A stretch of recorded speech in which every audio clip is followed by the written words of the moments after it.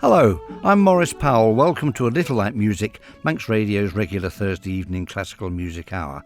I'm going to start the programme this evening with a sparkling overture by Adolphe Adam, the French, very successful French composer of operas, opera comique and ballets, principally, of course, Giselle. I'm guessing everybody knows at least one number from Giselle. But he wrote a lot of operas as well. Now, an opera comique is not actually a comic opera. It's simply an opera which has spoken dialogue. So if you think of something like the Magic Flute or Beethoven's Fidelio as a German-style opera comique, because of the spoken dialogue, you'll roughly get the picture.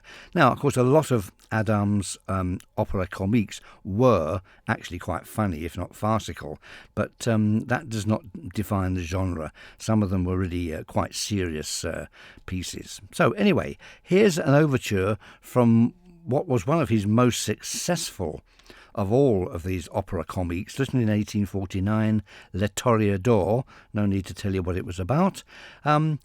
Adam himself was the son of a piano teacher. He went to the Paris Conservatoire, and as I say, he was an extremely successful composer of operas and ballets. Le Toreador.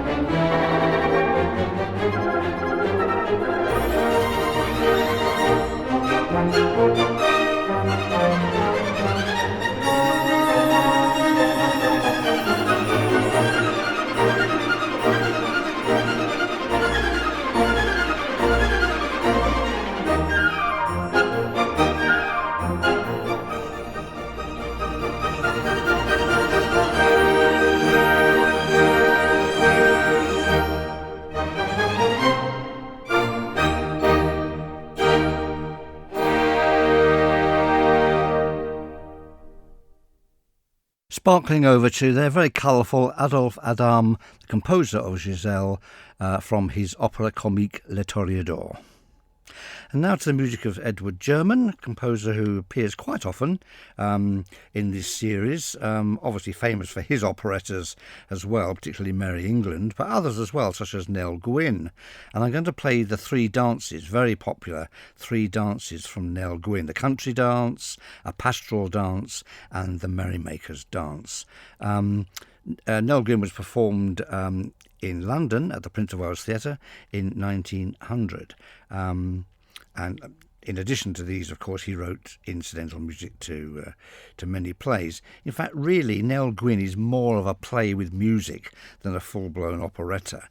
But nevertheless, it did give German scope to write lots of short, interesting pieces. So here are three, as I say: country dance, pastoral dance, merrymaker's dance, three dances from Edward German's Nell Gwyn.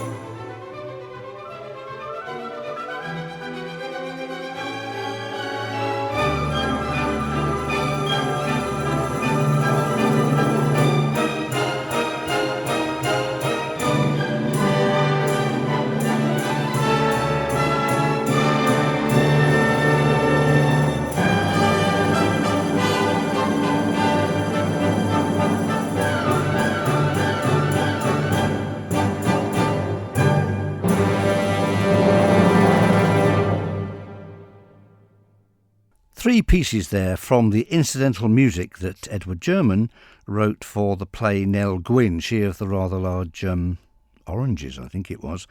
Country dance, pastoral dance, merrymaker's dance. It just struck me listening to those pieces that, of course, German and to a certain extent Sullivan were obviously the generation before Hayden Wood and Eric Coates. But in their music was sown the seeds of what we call British light music. Short, sort of classical pieces that don't outstay their welcome. They're beautifully orchestrated, little mood pieces. I think this is where British light music really starts. Before it was sort of an identifiable genre. Very attractive indeed. Now, last week I played a beautiful piece by Rimsky-Korsakov, the Slumber Song from his opera Sadko, and it was sung for us by Leslie Garrett. And I bumped into somebody in Ramsey just the other day who said, "Oh, what a wonderful voice Leslie Garrett has got, and we just don't hear from her anymore." Well, of course, Leslie Garrett had a number of best-selling compact discs in the 1990s and even for a while afterwards, and she did appear on stage in a number of very important roles. I saw she played a wonderful part in an opera by Handel, which she sang beautifully, and also she could do the florid runs that Handel's music often demands, and much else as well. But most people know her through her television appearances and from her discs of sort of operatic highlights and much else as well. So I thought I'd play something else with Leslie Garrett. This is Franz Lehar. It's from his operetta Judita. On my lips, every kiss is like wine. I can well believe it.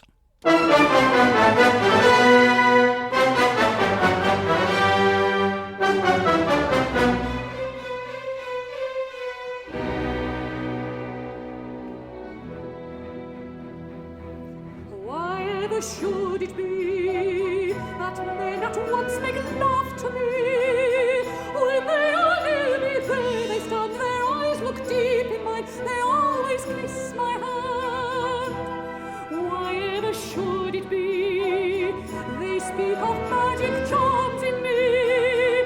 But no man can resist, for every time they look at me, these charms persist. But when the soft lights glint and glance as midnight hours go by, they hear me sing, they see me dance, it's then that I know why. On my lips every kiss is like wine, in my arms love is more than divine. In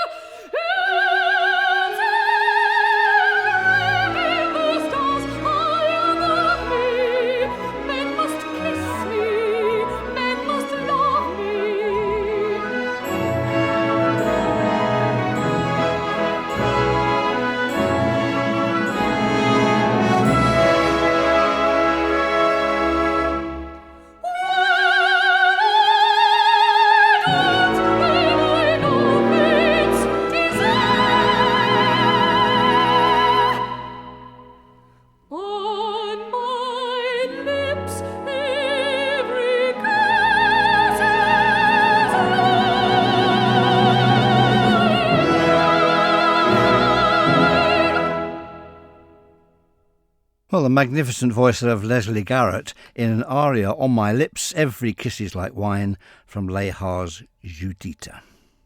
And now for our concerto spot, or concertino spot. We don't normally have time for a whole concerto, but fortunately many composers wrote sort of one movement concertos, concertinos, where everything is kind of compressed into sort of less than 10 minutes.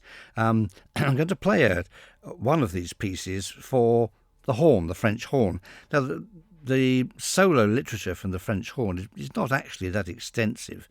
We have 4 concertos by Mozart, of course, 2 by Strauss, and a few other more recent ones as well. A lot of shorter solo pieces, Saint-Saëns and composers like that. The horn is really an orchestral instrument, at least I've always thought so, with the possible exception of one of the Mozarts and one of the Strauss concertos. I don't really find the solo repertoire for the horn that interesting, but I'm maybe in a minority there. So, we come to the music of Anton Reicher, not a composer who's very well known today. In fact, one critic of the time said his music was saccharinely slick. How awful. Reicher was a friend of Beethoven's in Bonn in the sort of the early 1790s. He seemed to live forever. He eventually moved to Paris and became almost as famous as a teacher and theoretician as he was as a composer. He wrote an enormous amount of music, much of which is simply ignored today, including a number of very fine wind quintets, but other things as well. Here then is a concertino, really, for horn and orchestra in G, written in 1823. It's possible that this was written for a kind of a hybrid instrument. I mean, the valve for the horn was invented around 1814, but was by no means common until much later in the century. So this could have been written for a 2-valve experimental instrument. It certainly sounds like it in places. If this was written for the sort of the standard 18th century horn, where you had to fill in the gaps in the horn's series of notes by stuffing your hand in the bell, making a rather muffled sound, then certainly whoever this was written for was a very remarkable player. It's played for us this evening anyway by Christoph S. Reicher, Concertino for Horn in G.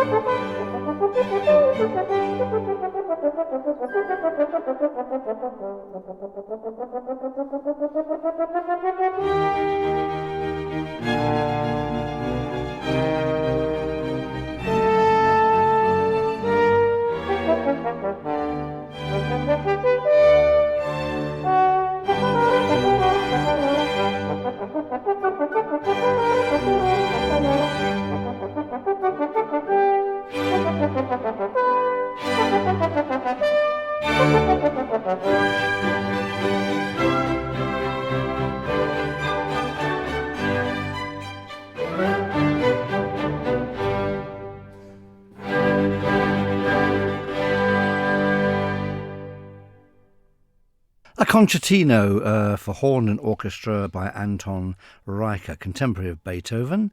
That was a world premiere recording of a work that's only recently been discovered. It's not, I suggest, the horn piece that the world has been waiting for, but it's good to hear the horn sort of put through its paces like that. Certainly the player there, Christoph S., made a very attractive sound, although I think his rather warm, tubby sound was not the kind of sound that Reicher or Beethoven would have expected to hear from a horn in their day. Without getting too boring and technical about it, horns were slightly lighter, not the thickness of the metal used, particularly in the bell, was much thinner, and the bore, the hole through the middle of it, was not quite as big as the large bore instruments that are more common today. So the whole sound of the horn would have been less tubby, less like a euphonium, more like a horn, perhaps a hunting horn, than we're used to today. Nevertheless, an attractive enough piece, and good to hear something for the horn for a change. Let's change the mood completely. This is something by John Folds, which I haven't played for a while. It's his Celtic Lament from his Celtic Suite of 1914. Before the First War, Folds was a conductor in many European opera houses.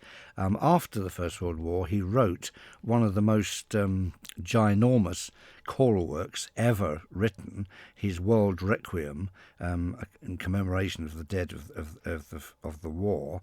It's a huge work. It has been performed. I've never heard a note from it. I think it will be a daunting task and very expensive to perform now, but it will be wonderful to hear it. Anyway, here's a much slenderer piece, The Celtic Lament by John Folds.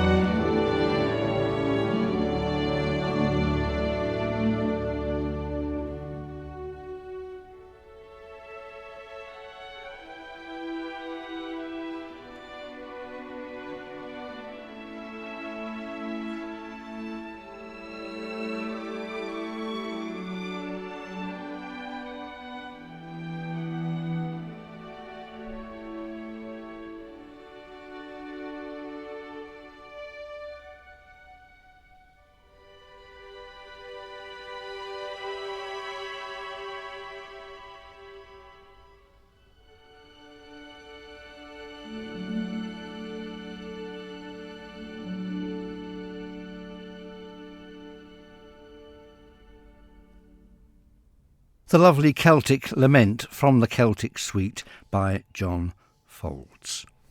Change of mood now, and the music of Gilbert Vinter. Gilbert Vinter was an extraordinary musician. He was a multi-instrumentalist. And he became Professor of Bassoon at the Royal Academy of Music before he went on to conduct many of the BBC Light orchestras. His name was mentioned on the radios many, many times. Even I can remember as a child on Friday night is music night and things like that. Orchestra conducted by Gilbert Vinter. But he was a very amusing and accomplished composer of short pieces as well. Here's one of them, Portuguese Party.